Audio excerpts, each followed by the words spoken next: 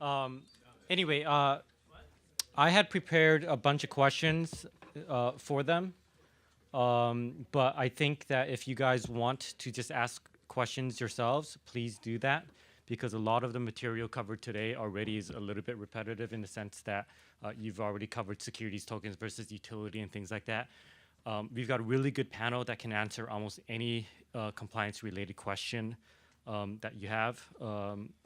Let me just let them go down and introduce themselves. Guys, maybe like 30 seconds or so each, please. Charles. Hi, I'm Charles Kaufman. I'm replacing Michael Homeyer, who's on the program. We disagreed about who had to go to Hands up. Next. No, just Washington, D.C. in November, and we decided to arm wrestle over it. So I'm here. But I'm a securities lawyer, and I'm a partner of George at Homeyer & Law. Marty Tate. I'm a securities lawyer. I have been active in the crowdfunding space since its beginning with some of the people who have been here with Sarah and Georgia and so forth. Very active in the ICO space. It seems like that's where most of my clients are going these days. So happy to be here. Good afternoon. My name is Bob Cornish. I'm in the D.C. office of Wilson Elser. We're an 800-attorney law firm with 34 offices nationwide, and we're part of an international network of over 5,100 lawyers worldwide. I handle securities, commodities, and white collar. So if anybody is from the SEC, I really was busy this afternoon. But I also, prior to going back to private practice, I was in-house for an investment manager in a family office, and I'm a former Series 24 registrant who used to supervise about 300 brokers at a brokerage firm. My name is David Silver Miller. I kind of gave a little talk this morning. Hope you guys enjoyed it. I'm the guy who sues people. Manny Flores, attorney, chief strategy officer with Glass Mountain Capital, of counsel with Kelleher Buckley, small corporate firm out of Barrington, Illinois, and also a board member of K6, which is a multimedia company.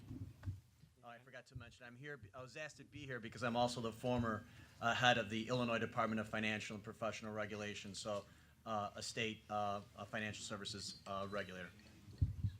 My name is Jor Law. I'm also with Homeyer Law. We got into this space because we were in alternative finance before. We did a lot of EB5 finance, which was global finance, and then we got into crowdfunding, which if you look at ICOs, really it's a combination of crowdfunding and global finance. So our firm's been active in that space. I also am the co-founder of VerifyInvestor.com.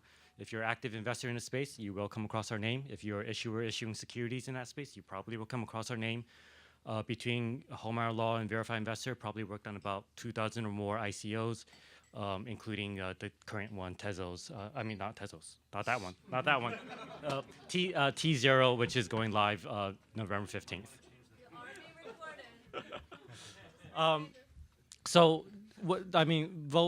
So here we have folks that can talk about FinCEN, CFTC, securities, the 506C, the Reg A Plus. All sorts of stuff, someone who will sue you and your grandkids and everybody that exists. So do you guys want to ask questions or do you want me to go through kind of the stock questions I had before? Or, because they can answer almost anything you guys want to ask. Questions, anyone? Does anyone have questions for them? Why don't you go through a couple of stock questions? All right, cool. Marty, there's been kind of a talk about securities versus utility tokens, and basically everyone's kind of moved toward it's safer to be security. Why fight it? Just be security. Of course, that's great for lawyers to say, but gives them more money. Give us a case for what would clearly be a utility token. You think? Wow, that's the $4 billion question right there. I think the reason why one of the reasons why we've seen such rampant growth has been the lack of regulation and defining whether something's a utility token versus a security. Obviously, as a lawyer, we feel more comfortable trying to fit something in the box as a security because there's rules there and we know how to keep our clients safe. But every single day we get asked, whether we can give an opinion or a thought, or obviously we're not going to give, usually we'll not give an opinion, but give our thoughts on what is a utility token. It really focuses on, and as Sarah mentioned earlier, there's the Howey test, but that's not the only way to decide based upon some language that's in the Dow report. But they'll look at the use of the use of the token. Does it have a use within the ecosystem of the current platform? And but they'll look beyond that too. If you're buying it, does it entitle that holder to a product or a service or to access to something? And that's kind of the base analysis. But then you'll look at it and say, well, are they buying it with the expectation that they're going to use it for that use it for that product or service, or are they buying it as an investment? And that's where the Howey test can become problematic, because one person might have one expectation: hey, I'm buying it because I want access to this ecosystem or this product or service.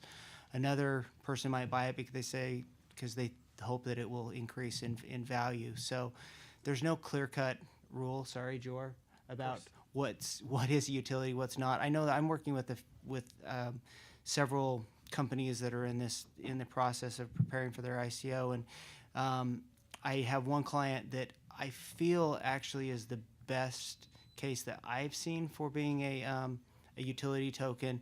It really is. It's a loyalty reward company that the token is actually being sold and can be used. It can be put onto a card that can be used in retail by retailers, and the retailers can also buy the token to give out to their customers. So there is a utility there. It's now going back to the panel that just spoke. There was there is this sort of product at the end of the line, so it's not that easy, but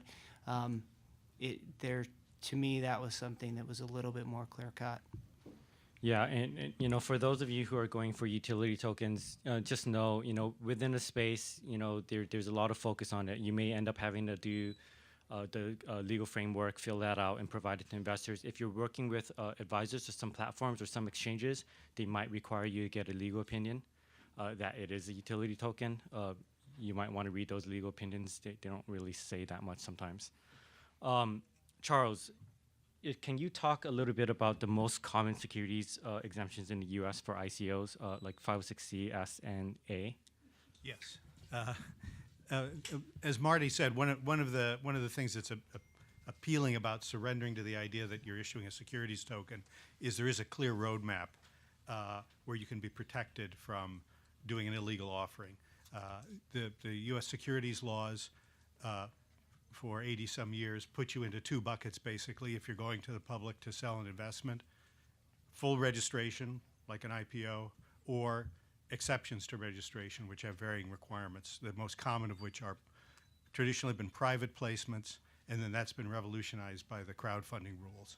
As a general rule, under U.S. SEC regulation, you have a higher degree of regulation if you want to go to ordinary retail investors and go out to the broad public, much less regulation if you're only going to sell to wealthy individuals called accredited investors who meet a certain wealth or income test or a certain corporate net worth test.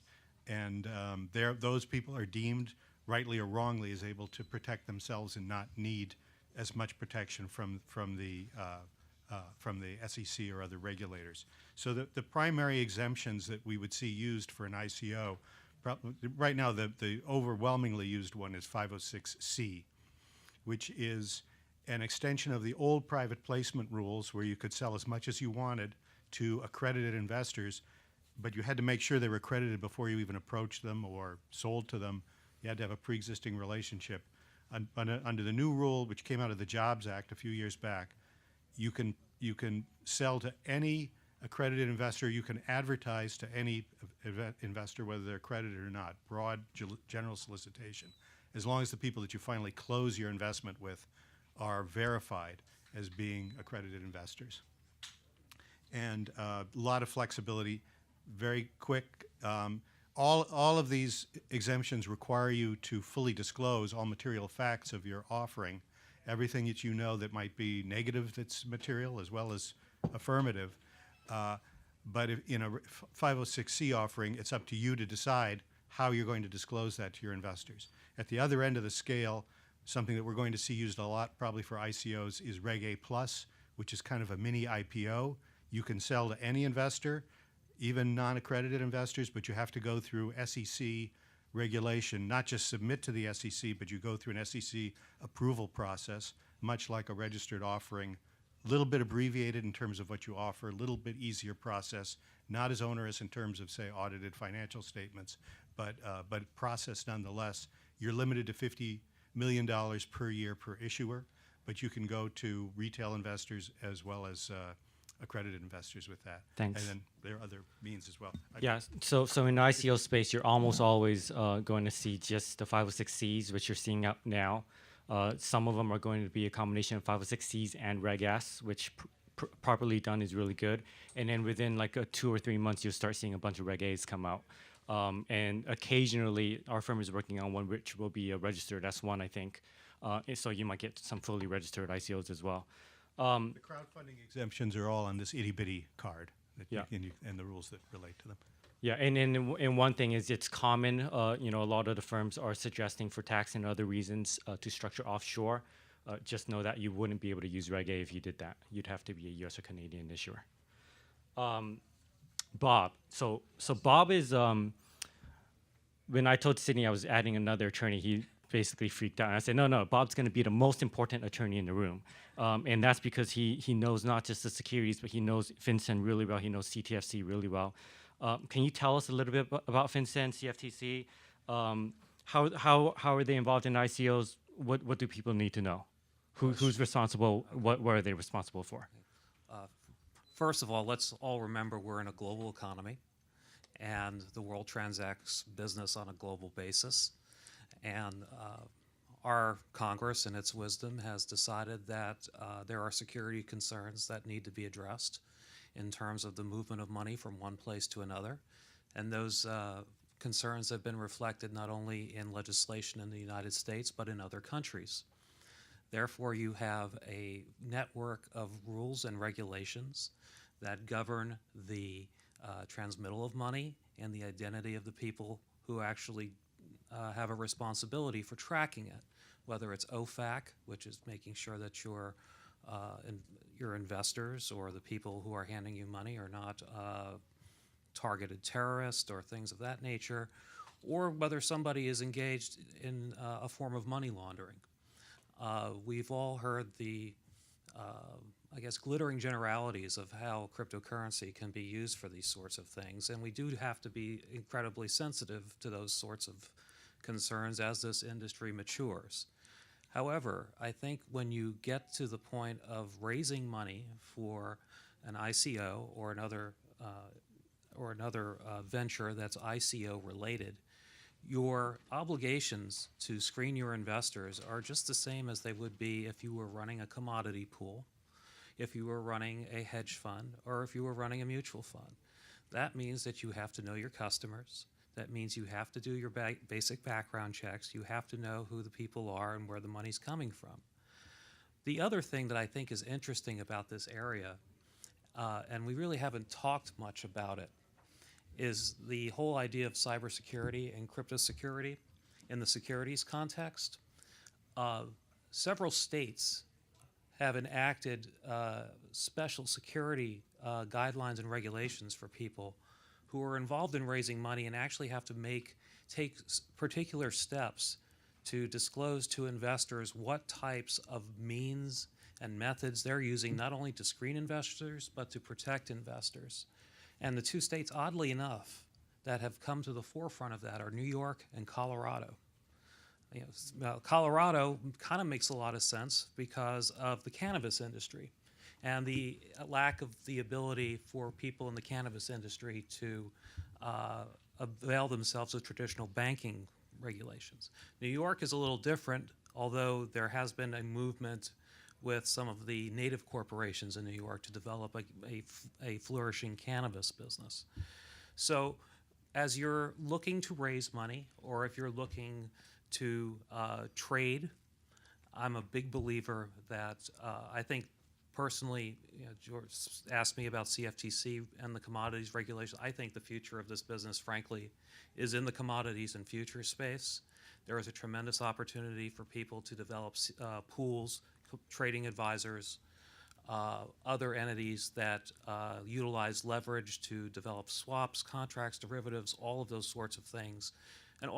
And as much as we talk about the lack of regulation or the lack of clarity of regulation in what people do in the ICO space, I really do think the commodities rules, regulations, the NFA rules, if you're going to go on nfafutures.org or the CFTC's guidance on the fact that virtual currency is a commodity, I don't think you can get much clearer than that.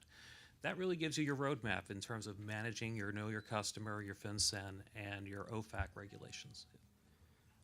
Yeah, thanks for that. It's all the spotlight right now is on securities. So a lot of people are complying with securities law and just not ignoring everything else. It's important to talk to counsel that can advise you on some of the other risks and issues involved with ICOs. Manny, as a formal financial regulator, do you want to add anything to that? And also, can you talk about money service businesses and why that, I don't think anyone's defined that today yet. Can you just kind of describe why that might affect ICOs?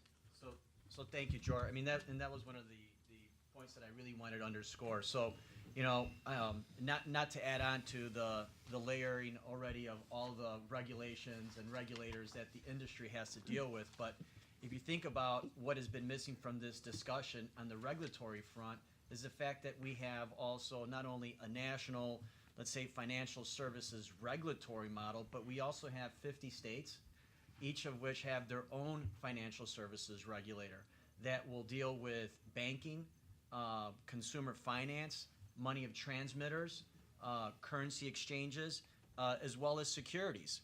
So when you are thinking about whether or not you're going to either be an investor in this space or whether you are the entrepreneur who has the brilliant idea, there has to be a well thought out regulatory review and analysis that includes that state banking regulator. The other issue is I could tell you firsthand, having worked in the state banking regulatory space, the state banking regulators work hand in hand with their federal counterparts. Whether it is the Federal Reserve, even the OCC, it could be the CFPB, or any of the securities and also futures groups, we're going to be collaborating, as well as the FBI and the DEA. So you really have to think about what is the actual, what is the business actually doing? Money transmission is one of the biggest issues right now for a lot of the cryptocurrency companies. Now, how does that impact ICOs? Well, it depends on what your smart contract is actually doing. So I could tell you when I was first actually introduced to this whole concept of cryptocurrency and blockchain technology was when we started getting inquiries in the state of Illinois about whether or not a wallet or something related to Bitcoin required either a money transmitter license from the state of Illinois, or in some instances you had business models that actually even included an ATM machine, but instead of dispensing fiat currency, it was being used as a means to be able to trade in cryptocurrencies. I wish I could tell you that at that time, which was now several years ago, that we had the keen foresight that some of the entrepreneurs shared with us today, that we would have kept pace with that, and we didn't. We were a little flat-footed, frankly, in Illinois. But one of the things that we did was we recognized that we simply did not have the right regulatory framework, and I'm proud to say that that has now evolved to actually engaging the industry in making sure that we set up the right types of state laws, licensing laws, and regulatory regimes so as not to impede the kind of innovation and investment that we're seeing.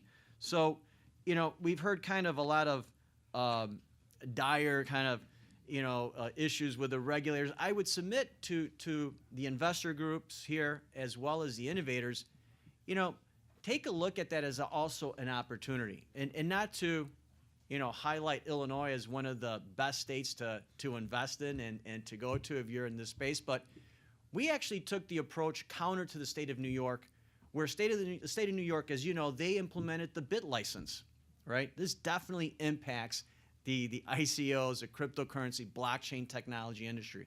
And what we said in Illinois is, look, we want the investment. We want the companies to come to Illinois.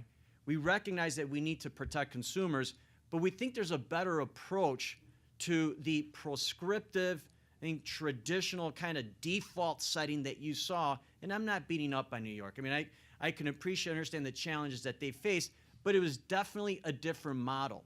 We are taking more of the sandbox approach, where we are looking at the innovation and thinking about, as regulators, how can we better keep pace with the innovation that we're seeing in the industry, recognizing that many of our laws and regulations are now obsolete, outdated, and never contemplated this kind of exciting innovation. And I would say the industry doesn't have to wait for the regulator to act. There's a lot to be said about engagement on the front end. I think you'll find many of these regulators, in particular state regulators, are eager to embrace this, and we look at it as economic development. And I think you heard a little bit about that earlier from Sherwood, about how they approached their advocacy with lawmakers and regulators on the crowdfunding area. Yeah, and just remember, it's not that these other regulators haven't enforced in this space. Anyone hear of Ripple before?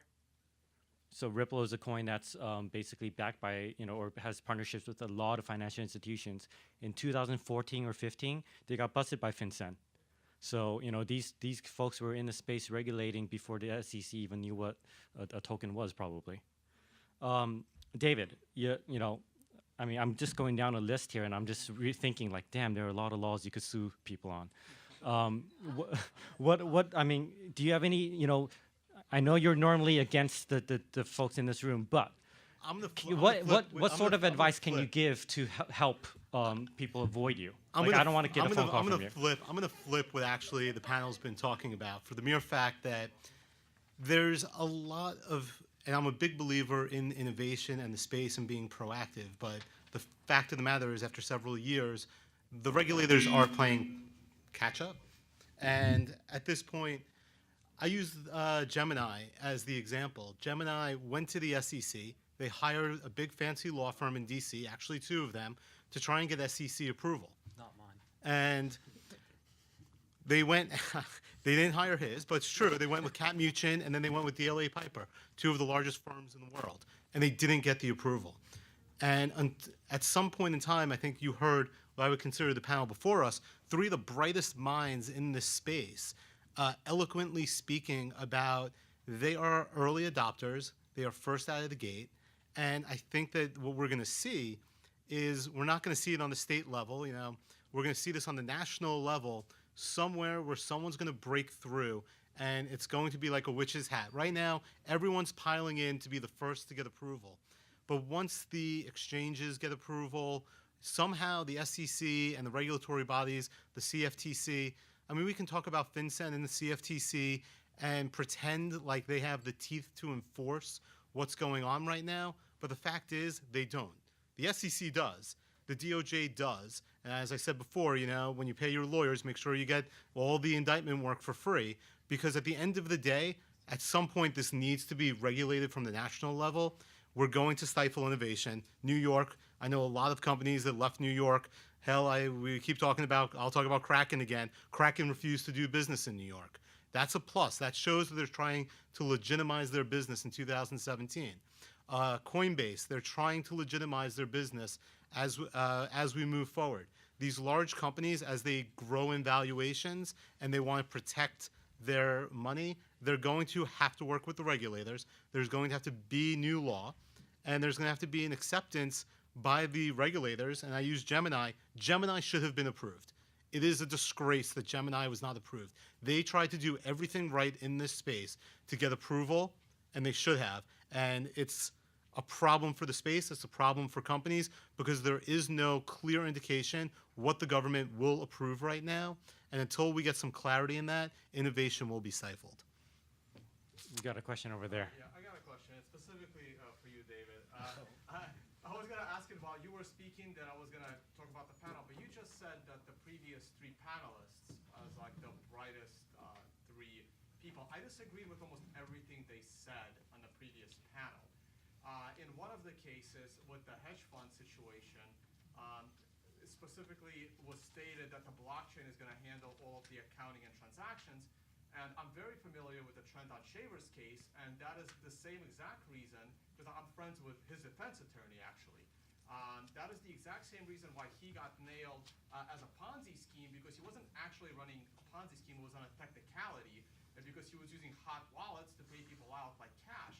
In another example, Jeb McCaleb was displayed as a good investor, and in my investigative reporting, and I covered it in the Ripple crypto scam episode of my podcast, that's the reason why Mark Karpeles is in jail, because Mark Karpeles bought the Mt. Gox from Jeb McCaleb with 80,000 Bitcoin missing, and emails prove that. And in the third case, for some reason, we're going to have 8,000 currencies, and every company is going to have its own currency, and that's a good economic model? That's just ridiculous.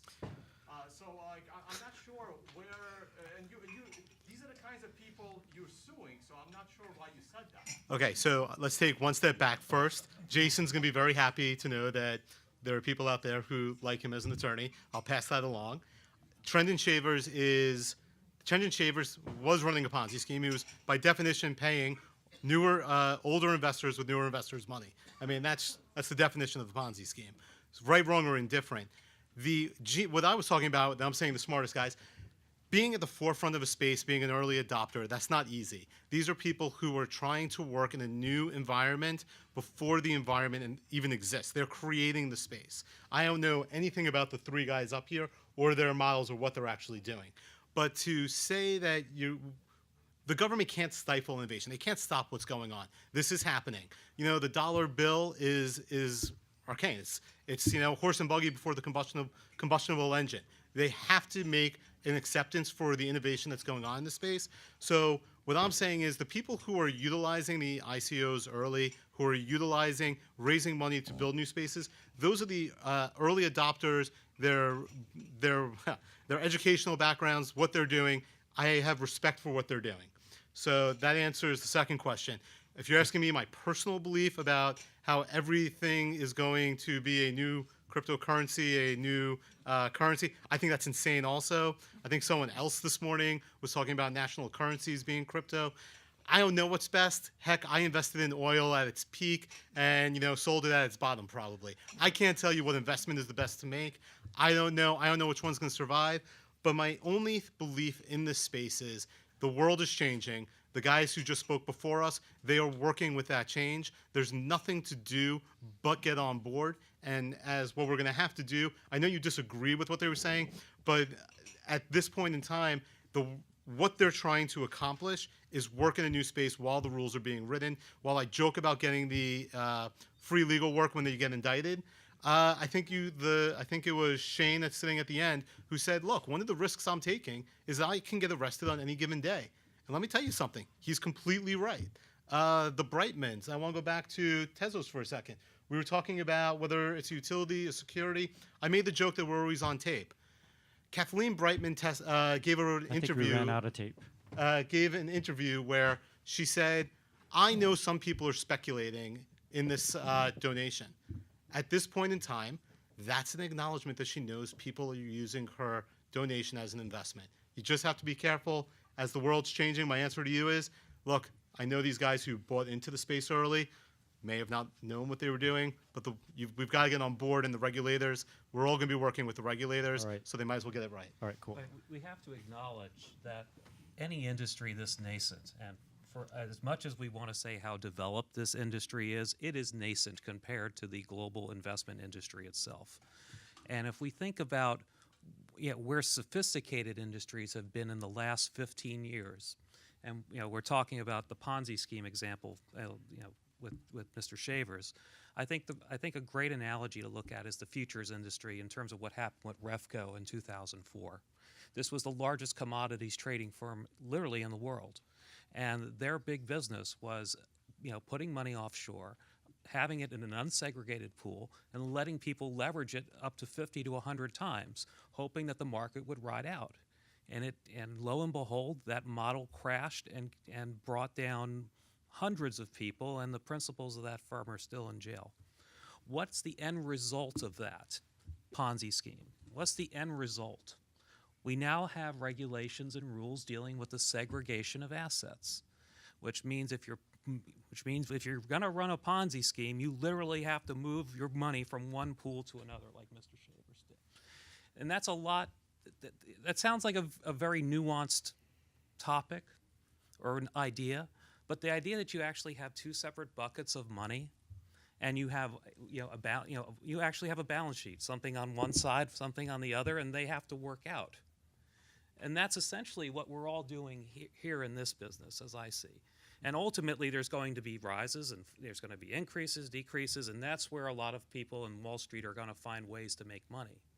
But we have to wait for as David said, regulation is ultimately going to catch up to a lot of this. And your job as professionals and investors in this industry is to influence and to adopt to these things and find the opportunities where there's inefficiencies. All right. Any other questions right now?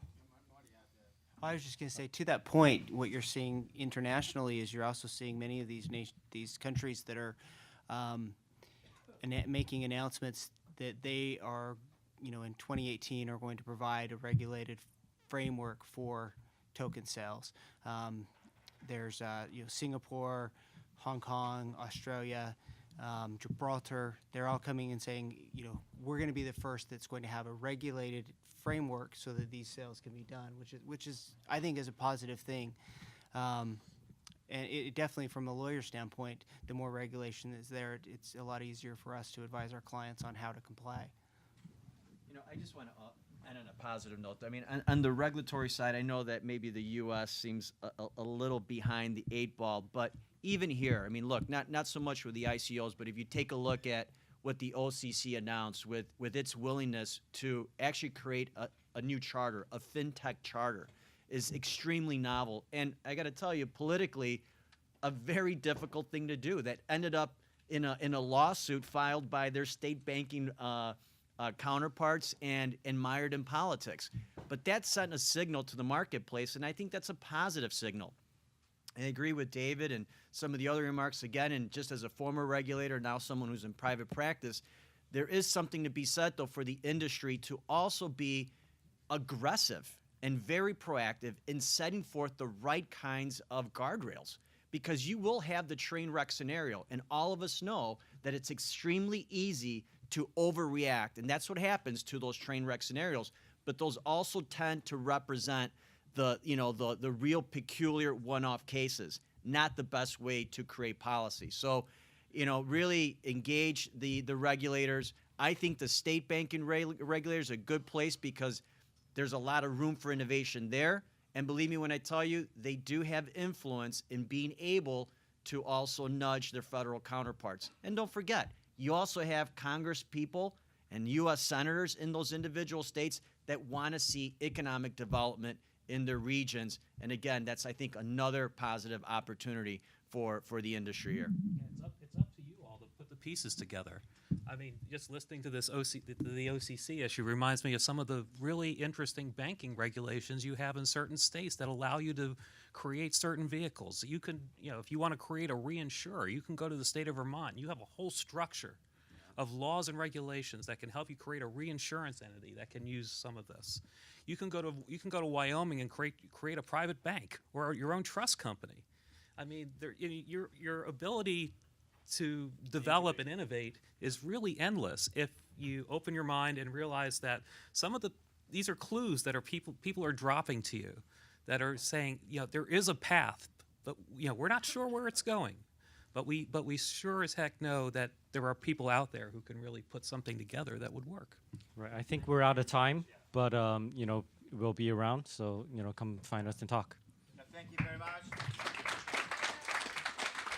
Man, our panel can talk.